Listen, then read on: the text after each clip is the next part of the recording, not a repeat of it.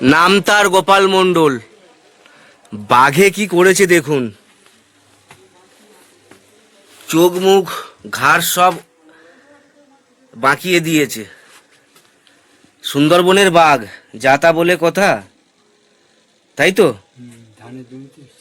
আর সুন্দরবনের বাঘের কবলে পড়া মানে ভয়ঙ্কর ঘটনা। ওই হাতে কোথায় দেখি, হাতে এই এখানে কি করেছিল? ও হাতে দিয়েছে ভিতরে, হাতে চাপড় মেরেছিল। তারপরে আমি এইভাবে তাল্লা মারলাম, হ্যাঁ, মারার পরে ও তো শিখিয়ে গেল, গিয়ে ছেড়িয়ে দিয়ে হাঁটা করলো। আচ্ছা। আর আর কামড় কোথায় দিয়েছিল? কামড় এই ঘাড়ে, পুরো এই ঘাড়ে দিয়েছে কামড়। এই কান ব্যাট দিয়ে, আর এদিকে এই দাগ একটা দিয়েছে, একটা আর একটা নিচে। আচ্ছা, এই একটা দাগ আছে দেখতে পাচ্ছি। হ্যাঁ, এই একটা দাগ আছে, আর একটা দাগ এই সমানে গেছে। আচ্ছা আচ্ছা, তাহলে কামড়টা পুরো এই ঘাড়ে দিয়েছে, পুরো ঘাড়ে, তাই তো? ঘাড়ে ছাড়া ওরা ধরে না। ঘাড়ে ছাড়া ধরে না। আর তাই জন্য শিরা অবস্থা, এই মুখ বেঁকে গেছে আর চোখ হচ্ছে উবড়ে নিয়েছে, তাই তো? হ্যাঁ, ওই চোখটা ছিল কয়েক বছর আগে, চোখটা ফাটে বেরিয়ে গেছে। তাহলে আপনার এই পাড়ার নাম, আপনার নাম, আপনি এই যে সুন্দরবনে বসবাস করছেন, সুন্দরবনের বিষয় একটু বলুন। বিষয় আর কি বলবো, তখন তো বাঘ এসেছিল ধানের জমিতে, তখন আমাদের 2-3 জনকে আক্রমণ করেছে। তার মধ্যে লোকের বাড়ি কাজ করতাম, জমি জায়গা চাষবাস করতাম, এইভাবে চলতো। আচ্ছা, খাটাখানি করতাম, এইভাবে চলতো। লোকের বাড়ি জন খাটতাম, মাইনে খাটতাম, এইভাবে। তো আগে আগে তো ছিল লোকের বাড়ি মাইনে খাটা, মুসম চলতো, এইভাবে থাকতাম। থেকে থেকে টাকা পয়সা হেঁটে খেটে করে এই জমি জায়গা কিনলাম, কিনে এখানে বসবাস করি। তারপরে তো এই চাষবাস করতে যে ওই ধানের মধ্যে বাঘ ঢুকলো, তারপরে তো এই বাঘে আক্রমণ করলো। আচ্ছা, এই ঘটনাটা আমরা শুনবো আপনার কাছে। বাঘ কোথা থেকে পার হয়েছিল, কিভাবে এসেছিল, সেই বিষয়টাকে বলুন। দেখুন, বাঘ কোথা থেকে পারি, বাঘ জঙ্গলেতে পারিয়ে গেছে, আমাদের এখানেই পার হয়েছে, পার গেছে। আসে এই বাঘ কিন্তু অনেক দূর খেলেছে, অনেক দূর খেলেছে এই বাঘ। ওধারে ওই টিবলিখিরি বলে, ওধারে একজনকে মেরেছে। এই বাঘটাই? এই বাঘ কি আর কোন বাঘ, মানে ওই টাইমই 2-3টে বাঘ পার হয়েছে। আচ্ছা আচ্ছা আচ্ছা, পরে বলবো। আচ্ছা, তার ওই বাঘ আমাদের এখানে এসে এই সর্দারপাড়া একজনকে ধরলো। সর্দারপাড়া একজনকে ধরলো, ওইরকম ধান কাট থেকে তাকে ধরলো, এরকম মুখি এগুলো, মানে ধানের তো ভালো ধরতে পারেনি, মুখি লেগেছে, মানে এই চোখ টোক এখনো সে ফুলো ফুলো আসে, এখনো সে লোক বেঁচে আসে। আরেকজনকে ধরলো এই ধারে, তা সে মরে গেছে। আর এখন একে ধরলি, এখন ওই চিকিৎসাপত্র হলে আমার সবচেয়ে বেশি হলো, বেশি হওয়ার থেকে আমার একটু বেশি ভোগ দিয়েছে। আচ্ছা, এইবারে বলুন যে বাঘটা পার হয়ে ওই বাঘ আসলো তো এবারে, ওই ধানের জমি খুলেছিল, চারিদিকে লোক তো ঘিরে রেখেছে। আচ্ছা, ওই বাঘটা কোন জায়গায় ছিল, কোন জমিতে বলুন তো? এই মাঠটায়? এই মাঠে ছিল, এই মাঠে তো ওর ওই ধারে ওই মাঠে গেছে। আচ্ছা, এই মাঠে, ওই বাণীখালী মাঠে গেছে। আচ্ছা, এই মাঠে ছিল, তারপর থেকে এই রাস্তা থেকে ঘুরে বাণী, ও বাঘ ওইভাবে আটতে গেছে। আচ্ছা, এই সোজা বাণীখালীর ওখানে গেছে, তাই তো? আচ্ছা, ঢোকার পরে হ্যাঁ, ওই বাঘ মোটামুটি ওই বাণীখালীর ভিতর ঢুকে, ওখানে তো বহু লোক চারিদিকে, তো ওই বাঘ ওখানে থাকলো দিবায়। তারপর আমার তো প্রায় বেলা 12টা-1টার দিকে ধরলো। ধরার পরে শুনলাম নাকি যে বাঘ ওখানে ছিল। তারপরে ওরা কি করেছে জানি না, ওই বাঘ মারার কথা ছিল, যে বাঘ মারতেই হবে, মারবে। তাই কেউ কেউ বলে যে না, বাঘ ও ধানের মধ্যে ঢুকে গেছে, মানে তখন তো ওই মারলি তো আর কেসে তো, অনেকে বলতো না, ও বাঘ মারা পড়েনি, এরকম বলে। কিন্তু বাঘ, এর ফলে বাঘ আইলে বাঘ কোনোদিন ফিরে যায় না। বাঘ মারবি, ও যত বড় রেঞ্জার আসুক আর যত পার্টি থাক, কোনো পার্টি কথা বলবে না। বাঘ ফিরে যাবে না কোনোদিনের জন্য এখান থেকে। এই চত্বরের মধ্যে বাঘ আইলে সে বাঘ কোনোদিন ফিরে যায় না। রাত্রি যদি বাঘ আসে না, এক রাত দেখবে, বাঘকে জব্দ করতে পারলো না, কোনো পথ পেল না। কিন্তু পরের রাতে কিন্তু বাঘকে ব্যাট দিয়ে ফেলাবে, এমন ছিল আগে। আগে ওই রেঞ্জার আইলে ও কোনো ইয়ে খাটতো না, কেউ মানতো না। ওরাই ভয়তে হাঁটা করতো রেঞ্জার, কিন্তু এখন আর সেটা হয় না। এখন বিরাট কড়া কর। হ্যাঁ, এখন আর মানুষ এক নেই। মানুষ এক থাকলি তো ও যত বড় রেঞ্জার আসুক আর যাই করে ও খুঁজেই পাবে না। কোথায় বাঘ মারিস কী করেছি কেউ খুঁজেই পাবে না, খুঁজে পাবে না তো। এইরকম ছিল। আচ্ছা, তাহলে ওই বাঘটা এই মাঠ থেকে বাণীখালীর পাড়ে গেছে। হ্যাঁ, বাণীখালীর ভিতরে গেছে, গিয়ে ওখান থেকে বাঘ যে কোথায় গেছে তারপরে তো আর আমি বলতে পারবো না। এইবারে আমার তো জ্ঞান তো আমার ছিল, আমি যখন ধরেছি তখন আমার ভালো জ্ঞান আছে, আমি বলতে পারি। তারপরে আমার ধারে তো লোক আসছে না, আমি একা পড়ে গেছি, আমার সঙ্গে আরও 2-3 ছেলে, তারা ভয়তে হাঁটা করে, আর আমি আগে, আমি কাড়াতে পারছি না। হ্যাঁ, আমাকে এরকম বেড়ে ফেলিয়ে, তখন আমি কী করি, আমি তো ওখানে দাঁড়াইছি, জানি মানে এরকম এক মাটি কাটা ছিল, তে ধারে খানা ছিল, আর খানার কানা এরকম পা ছিল, আর বাড়ি দেওয়ার সঙ্গে সঙ্গে আমার ওখান থেকে ওই মাটি নেমে গেছে, এক চাঁদ ব্যাগটা নেমে গেছে, আর আমি এইভাবে পড়ে গেছি। পড়ে গেলে ও এসে আমাকে ধরেছে। হ্যাঁ, ধরার পরে ও বেশ ধরে এরা একটা ঝাড়া মেরেছে ঘাড়ে, মেরে ঝাড়া মেরে ছাড়িয়ে দিয়েছে, দিয়ে উনি হাতে হাতে চেপে ধরেছে, হাত উঁচু আছে। হ্যাঁ, হাতে হাতে চেপে ধরেছে। আমি বলছি শালা কামড় দিয়ে হলো না, শালা হাত চেপে ধরেছি বুঝলে, এরকম মারিছি, ঝাড়া মারিছি, কোথাও ছিটকে গেলিয়ে ভাগ। তখন তো আপনি পুরো একদম পালোয়ান। হ্যাঁ, তখন ও ছিটকে গেলিয়ে গেলে, তারপরে আমি তো পড়ে আছি, রক্ত তো এরকম বেরোচ্ছে, 4টে দাঁতে ফিনকি দিলে। তা বেরোতে কী করো, মাটি দেবো না কী করো, তা বলি থাকি কত বেরোবে বেরো বলে হাঁটে যাচ্ছিলাম, জাতিকে চিন্তা করছি যে লোকে তো বলে রক্ত বেরোলে তো হিট হয়ে যায়, অজ্ঞান নিয়ে পড়ে যায়, তো যাকে হাঁটবো না। তখন হাঁটু গেড়ে এগিয়ে যাচ্ছে সামনে, হাঁটু গেড়ে খানিক দূর এগিয়ে গিয়েছে, এর মধ্যে লোক তো আছে আমি দেখতে পাচ্ছি, তখন এই হাত উঁচু করেছি এরকম, তোরা আয় না, আমি তো আছি এখন, আয় না বলি। 5-6 জন আইলো, আসি ওরা ধরে আমাকে টেনে নিয়ে, বাঘ ওধারে দাঁড়িয়ে আছে। হ্যাঁ, ওরা তো হয়তো সব টেনে নিয়ে যাচ্ছে আমার। আমি তোরা অত টানছিস কেন, আমার তো ঘাড়ে লাগতেছে। ওরা আস্তে আস্তে নিয়ে গেল, নিয়ে ওই ধারে একটা ঘর ছিল, সেই ঘরে নিয়ে ওই আগে ওই গোপীনাথ বলে একটা ডাক্তার ছিল ওই ধারে, ওই সেই ঘরে গিয়ে ওই ছেলে করলো রক্ত। গোপীনাথ? হ্যাঁ, গোপীনাথ গোসাবাই? না, এখানে 12 নম্বরে। আচ্ছা, তা এখন ওই ছেলে করলো মোটামুটি আর কি, ও করেছে, রক্ত বন্ধ করেছে, করে এখন ওইভাবে রেখেছে। এখন অল্প একটু বেলা আছে, আমি তো তখন একটু জ্ঞান ফিরেছে, তা এরকম তাকিয়ে দেখছি যে বেলা লাল টকটক করতেছে। তখন ওরা বলছে বলে ও আর কোথায় নিয়ে যাবো, এখন এইখানে থাকবে, এইখানে বিচুলিতে বেড়াতে রাখো, এই বারান্দা এইখানে রাখবে, এই কথাটুকু বলে এলো, আর কিছু বলিনি। আর আমি তারপর বলছি, তারপর ওরা তো বোর্ড, তখন তো বোর্ড টোট ছিল না খুব একটা, খুব কম ছিল, তা বোর্ডের খুঁজে আর পাইনি। তা রাত বোধহয় 12টার দিকে না 12টা না 1টার দিকে এরকম ওরা ওই দোলনায় করে না খেতে করে নিয়ে গেল গোসবাই। তখন গিরণবাবু ছিল সেই আমাদের গোসবা হসপিটালে, গিরণবাবু ওখানে নিয়ে গেলি। হ্যাঁ, গিরণবাবু তো বাগাই করছে, হ্যাঁ যে রুগী রাত বেলা 12টার সময় ধরেছে সেই রুগী এখন রাত 12টা 1টার সময় নিয়ে আসতেছ? হ্যাঁ বলে, ওরা তো খুব ওদের গালাগালি দিচ্ছে ডাক্তার দিল্লাইলি। ওরা বলে কী করো, আমরা এরকম বোর্ড ফোর্ড পাইনি, যার জন্য আমার দেরি হয়ে গেছে, বোর্ডের জন্য চেষ্টা করলাম, পাইনি বলেছিল। হ্যাঁ, কি ওখানে নিগালি ওই গিরণবাবু তো যা করার এখন সব ছেলে মিলে সব কাটিয়ে কুটে দিয়ে আবার একদম পরিষ্কার করে গরম জল করে সব পরিষ্কার করে সব ধুয়ে ফেলিয়েছে, সব আবার করে অস করেছে গুরু। এরকম যা ডাক্তারের করার দরকার ডাক্তার করেছে। এখন করার পরে ও তো আমার তো ওই জ্বালা, তখন তো আর আমি বলছি না, আমার তো অজ্ঞানে তখন আমি করছি। হ্যাঁ, তখন জ্বালা যন্ত্রণা ওরা 4-5 জন লোক ধরে রেখেছে অটোমেটিক। হ্যাঁ, আর ওরা ওই পরিষ্কার করে ইঞ্জেকশন দিয়েছে।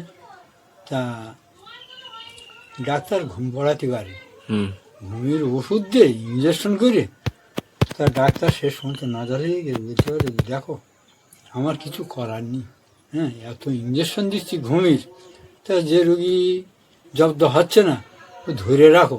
আর ওই ছেলে আমি তোমার 14 বার করে যাচ্ছে সব ছটকে, ওরা ধরে রাখতে পারছে না। 4-5 জন লোক ধরে গেছে, ওকে পারতে না।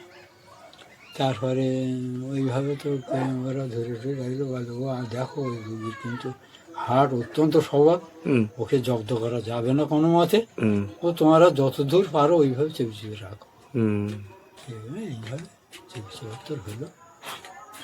ওই ওখানে গেনবাবু ভালো ট্রিটমেন্ট করেছে। হুম ওনার ওই সোনাপুরের দিক থেকে ওই দিক থেকে মানে ফোন করতো হুম ওই হসপিটালতে, হুম চল না না আমার রুগী ভালো আছে, বলে না হলে অসুবিধা হলে পাঠিয়ে দাও, তা না আমার রুগী ভালো আছে। হুম গেনবাবু ছিল সেই আমাদের, গেনবাবু ভালো ডাক্তার, কিন্তু খুব ভালো ডাক্তার ছিল। আচ্ছা, তাহলে বাঘটা পার হয়েছিল এই দিক থেকে, হ্যাঁ এই দিক থেকে, এদিক থেকে পার হয়ে পীরখালি জঙ্গল থেকে হ্যাঁ গোমন নদী পার হয়েছিল, পার হয়ে এই দ্বীপে আসে, এসে এই মাঠে তখন ছিল। এবারে এই মাঠের মধ্যে থেকে ধান ছিল, ধান, ধান ছিল, তখন লোকেরা ধান কাটছিল। হ্যাঁ তখন ধান অগ্রহণ মাস। আচ্ছা, অগ্রহায়ণ মাসে। তখন বাঘটা কখন বার হয়েছিল এটা কি জানেন?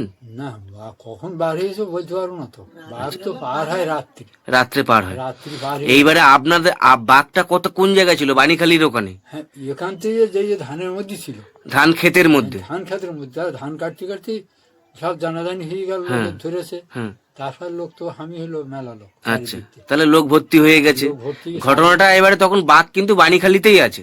না বাঘ তখন ধানে এই এই আমাদের এই ভিতরে আছে, আচ্ছা, এই মাঠের ভিতরে আছে। মাঠের ভিতরে আছে। আচ্ছা, তারপরে আস্তে আস্তে ওই বাঘ আবার বাড়ি ফেলে যায়, সব লোক ওই ধানে খলতে সব তাড়া দিচ্ছে, তাড়া তাড়া দিয়ে দিয়ে বাঘ যখন বাণীখালীর পাড়ে গেল তখন কি ওখানে রল মতো ছিল? হ্যাঁ ওখানে একটা ঘের ছিল বাণী খালি, হ্যাঁ একটা খাল মতো ছিল। একটা খাল মতো ছিল। এবার ওই খালের মধ্যে বাঘটা ছিল। হ্যাঁ খালের মধ্যে বাঘ ছিল, ওখানে রাস্তা ছিল, হ্যাঁ, সেই রাস্তায় এরকম কাটান ছিল, আচ্ছা, ওর মধ্যে বাঘটা ছিল। বাঘটা ওখানে ছিল। এইবারে যখন গ্রাম প্রতিবেশীরা তখন 500-700 বা 1000 লোক তখন আছে ওখানে, চারিদিকে লোক, চারিদিকে অনেক বেশিও লোক আছে। হ্যাঁ, দূরে দূরে। এইবারে আপনি ওই বাঘটা তখন কি করছিল দেখছিলেন? যে বাঘটা তখন ওই কাঠার মধ্যে ছিল তো, হুম আমরা তখন এই 3-4 জন এই রাস্তা দিয়ে আসছি, ধারে রাস্তা আছে, হুম এরা রাস্তা দিয়ে এরকম ঘুরে আসছে, হুম ঘুরে আসতে গিয়ে এখন বন্ধু হল্লার ওদিকে রেডি, হুম ওরা গুলি খাওয়ার, আমরা তো দূরে আছি, হুম দূরে থাকলেও এখন ওই যে কাটানোর মধ্যে দিয়েছে, আর আমরা এইরকম সাইডে রয়েছি, সাইডে ওই কলা গাছটা যেমন ওছি আরো দূরে, হ্যাঁ হুম। তো অনেক দূরে আছে, মোটামুটি এতটা দূর হবে, হ্যাঁ হচ্ছে অনেক দূরে আছে, 50 ফুট দূরে আছে। 50 ফুট দূরে আছে, হুম। হ্যাঁ থাকলেও ওই বাঘটা তখন ওরা যে গুলি করেছে আমরা তো বুঝতে পারছি না, ওরা যে গুলি করছে তোরা বল যে আমরা গুলি করছি তোমরা পিছিয়ে এসো, তা বলছে না, আচ্ছা, হ্যাঁ এখন আমার পিছনে যে 2-3টা লোক রয়েছে তারা কিন্তু পিছন থেকে কাটবে, কিন্তু আমার পিছন থেকে কাটার কায়দা নেই, হুম কারণ আমার লক্ষ্য কিন্তু বাঘের দিকে, হুম আমার লক্ষ্য কিন্তু বাঘের দিকে, আমার কিন্তু কারো দিকে লক্ষ্য না, হুম আমার লক্ষ্য হচ্ছে ওই বাঘের দিকে, হুম যে বাঘ বেরোয় কি কি করে তার ঠিক নেই, হুম আমার লক্ষ্য দিকে, হুম কিন্তু ওরা যে পিছন থেকে হাত ছুট মেরেছে হুম আমি বলতে পারি না। হুম আর আমি একা পড়ে গেছি, একা পড়ে গেছে। একা পড়ে গেছি আমার কায়দা করে, তখন বাঘ ওই রকম সামনে উঠে গিয়ে আমার আড়ে বেড়তেছে, আচ্ছা, তখন আমি তো ব্যাডের মধ্যে পড়ে গেছি। এইবারে আপনার হাতে লাঠি টাঠি কি ছিল? আমার হাতে লাঠি ছিল, আচ্ছা, লাঠি ওই ছিল। বাড়ি দেওয়ার সঙ্গে সঙ্গে তো আমি পড়ে গেছি, আচ্ছা, এক বাড়ি দেওয়ার সঙ্গে সঙ্গে পড়ে গেছি, হুম সে লাঠির গায়ে অবশ্য কামড়, লাঠি একজনের কাছে আছে, সে লাঠি আমার দেয়নি, হুম লাঠির গায়ে কামড় দিয়েছে, দাঁত হড়কে গিয়ে ওই লাঠির উপর, হ্যাঁ, হ্যাঁ এরও লাঠি ছিল, আচ্ছা, লাঠু খুব ভারী লাঠি, জঙ্গলের লাঠি তাই তো? জঙ্গলের লাঠি ভারী এই লাঠি। এইবারে আপনি যখন বাঘকে ওই লাঠি দিয়ে মারলেন তখন আপনার পা স্লিপ খেয়ে গেছে, হ্যাঁ পা ছিলকে ওখান থেকে মাটি ভেঙে পড়ে গেছে। ভেঙে পড়ে গেছে। হ্যাঁ এইবারে আপনি যখন পড়ে গেছেন তখন বাঘ আপনাকে বাঘ আমাকে ধরেছে, ঘুরিয়ে ঘাড়ে কামড় দিয়েছে। কামড় দিয়েছে। তাহলে আমরা প্রথম বিষয়টা দেখতে পাই, বাঘ পার হয়ে এই জঙ্গল এই জমিতেই গেছিল, হুম, তখন ধান কাটছিল। তারপরে ওরা বন্দুক দিয়ে বাঘটাকে গুলি করেছিল, কিন্তু বন্দুকের গুলি লাগেনি, লাগেনি। বাঘ কাটিয়ে নিয়েছে। হুম, বাঘ পালিয়ে গিয়ে বাণীখালীর যে খাল আছে ওখানে বাঘ লুকিয়েছিল। হুম, গ্রামের প্রতিবেশীরা সব লোকজন বাঘকে দেখতে এসেছে। এবারে একদিক থেকে ওরা গুলি মারার চেষ্টা করছে, আর একদিকে আপনি আপনার বন্ধু বান্ধব 2-4 জনকে নিয়ে হুম। হাতে লাঠি দিয়ে দাঁড়িয়ে আছেন। তাও আমি ওদের বলেছি যে খবরদার তোমরা যেন যাবা না, হুম যাবা না, আমার পিছনে যাবা না, হুম আমার পিছনে একটা লোক থাকলি ও বাঘকে ওইখানে মারতে পারি, হ্যাঁ, আমার সে ক্ষমতা আপনার ছিল এই হ্যাঁ, 80 সে বছর, ক্ষমতা আমার ছিল। 80 বছরের বয়সে এখন এরকম সে ক্ষমতা আছে? আমার যথেষ্ট ছিল। এখনো আমার পিছনে যে দুটো লোক থাকে আমি বাঘের সঙ্গে লড়াই করতে পারি এখনো? এখনো। সে কি এ সাহস আমার আছে। এই মনের সাহসটা আপনার? সাহস আমার সঙ্গে লোক থাকতে হবে, তবে ওইরকম পিছিয়ে ওইরকম হাঁটলে হবে না। হুম, লোক থাকতে হবে, পিছনে লোকের সাহস থাকার দরকার আছে। আমি তো গালাগাল দিলাম, আমি তোরা যাস কি করতি, আমি মুখ খারাপ করে গালাগাল দিলাম। হুম মাস্টার অনেক গেল, হুম গালাগাল দিলাম, তোমরা আসো কি মুখ দেখাতি। হুম সামনে যদি যাওয়ার ক্ষমতা যদি না থাকে আসতেনি ধারে কাছে। হুম শুধু আমি বিকায়দায় পড়ে গেলাম তাই, আপনি আমি বিকায়দায় পড়ে গেলাম তাই। হুম। নাহলে বাঘার সঙ্গে আমার বিশাল লড়াই হতো। আমি যদি বেশি না এই ঘরের থেকে এইটুকু জায়গা যদি পিছুতি করতাম না, হুম। বাঘ আমার কোনো মতে আমাকে কাইল করতে পারতাম না।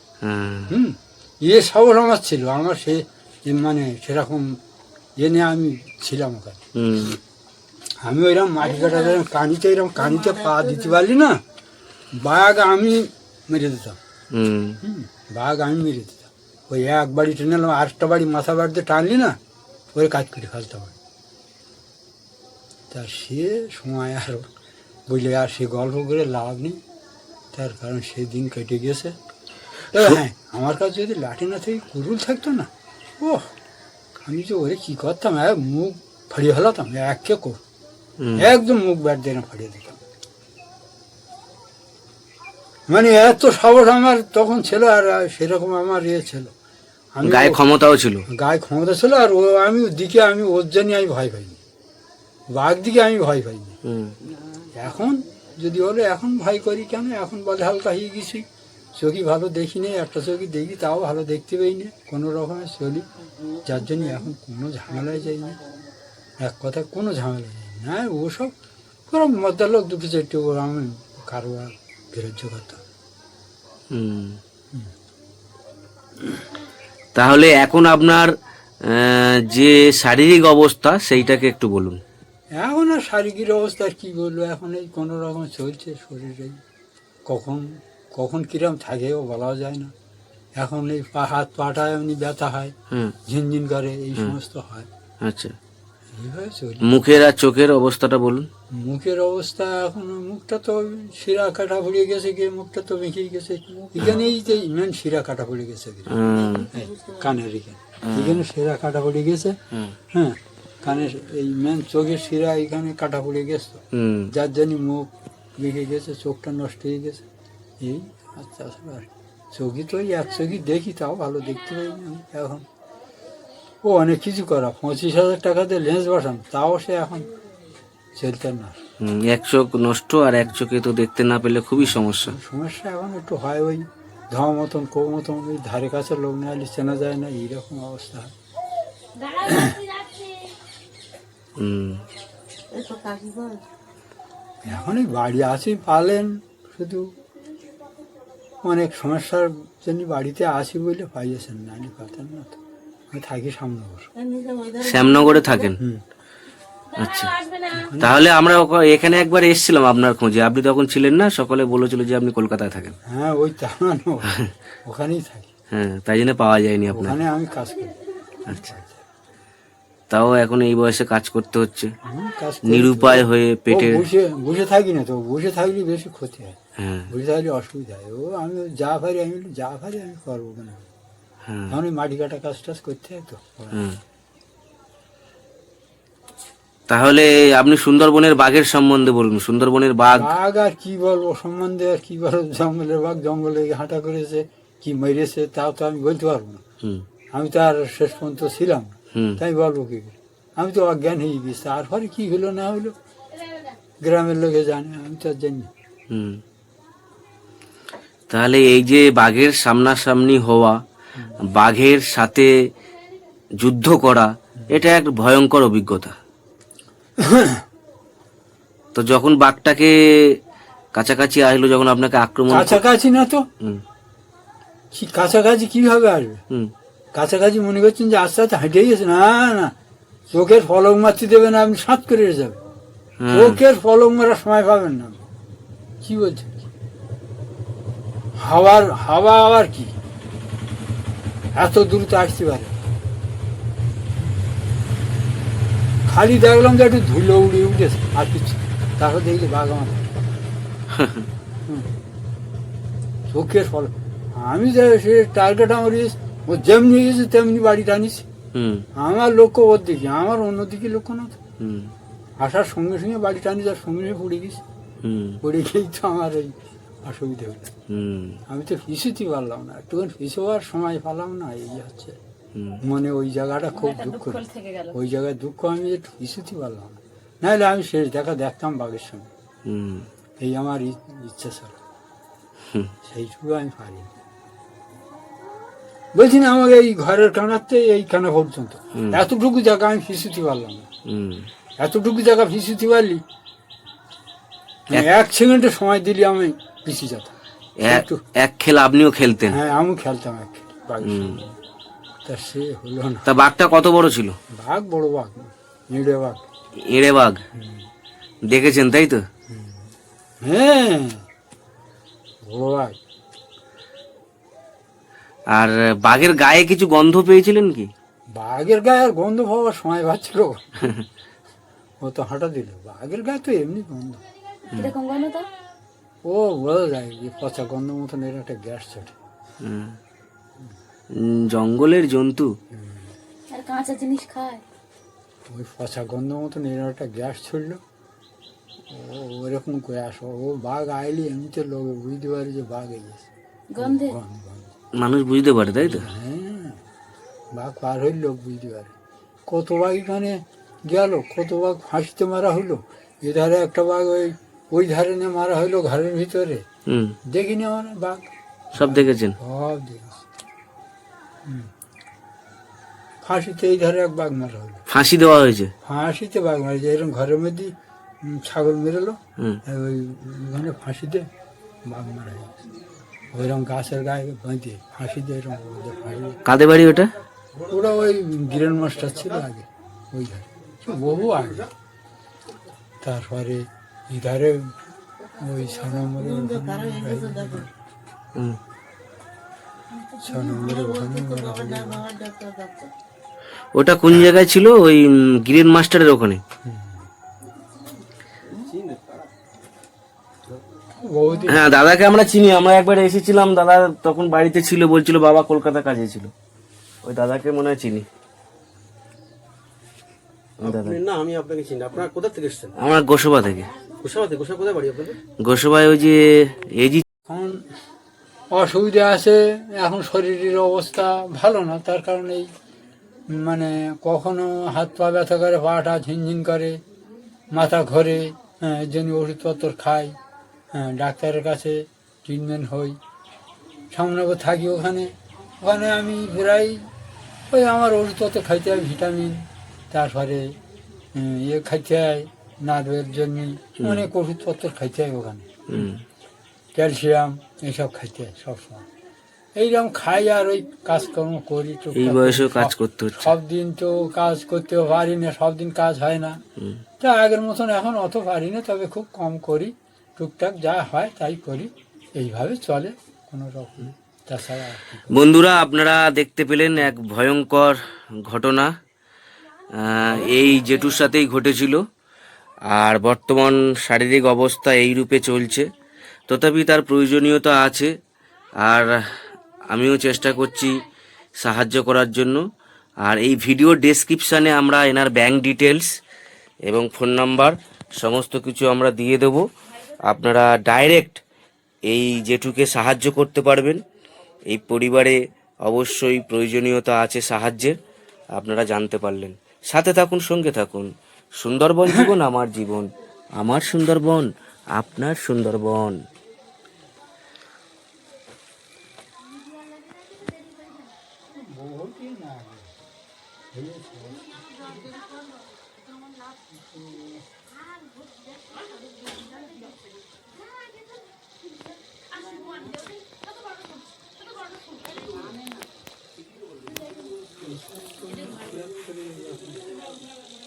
বাংলায় 76 সালে